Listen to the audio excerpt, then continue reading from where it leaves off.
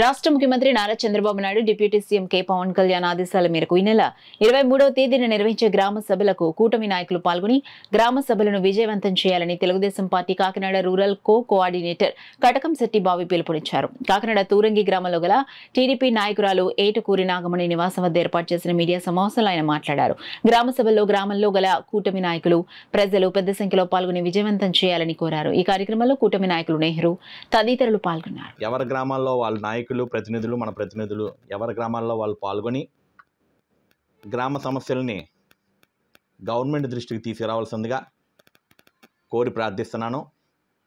ఇది మన నాయకులే కాదు, ప్రతిపక్ష నాయకులు కూడా వాళ్ళ సమస్యలు గ్రామ సమస్యలు ఏమన్నా ఉన్నా దాని మీద వాళ్ళు ఫిర్యాదు ఇవ్వాల్సిందిగా వాళ్ళని కూడా కోరుతున్నాము.